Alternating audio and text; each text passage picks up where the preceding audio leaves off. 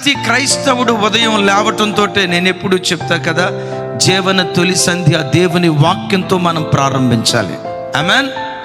ఎందుకు ప్రతిదినం వాక్యాన్ని ఆశ్రయించాలి? ఎందుకు వాక్యం దగ్గరికి వెళ్ళాలి? ఆ వాక్యాన్ని చదువుకుంటూ ఆ వాక్యముతో నిన్ను నీవు పరిశుద్ధపరుచుకోవాలి. ఆమేన్.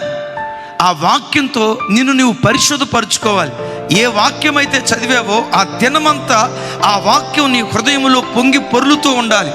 వాక్యం ఎంత శక్తిభరితమైనదో చెప్పంటారా?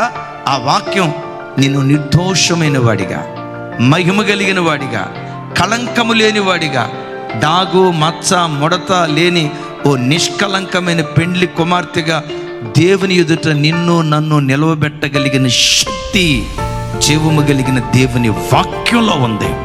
గట్టిగా చెప్తాం ఆమేన్. ఎప్పుడు హృదయ క్షేత్రాలు వాక్యం పొంగి ప్రవహిస్తూ ఉండాలి. ఒక అద్భుతం తెలుసా? సముద్రం ఎప్పుడు సచ్చిన శవాన్ని తన లోపట ఉంచుకోదు, మైలను తన లోపట ఉంచుకోదు. మీరు ఎక్కడైనా చూడండి, నట్టనడి సముద్రంలో ఒక వ్యక్తి చనిపోతే చచ్చిన శవాన్ని సముద్రము తన లోపట ఉంచుకోదు. మరి ఏం చేస్తుందయ్యా? దానిలో ఎగసిపడే ఆ అలల నీటి ప్రవాహం ఎక్కడో సముద్రపు నడిభాగాన ఉన్న ఆ శవాన్ని ఎత్తి ఎత్తి ఎత్తి ఎత్తి ఆ అలల ప్రవాహం కొట్టుకుంటూ బయటపడేస్తుంది, ఒడ్డును పడేస్తుంది.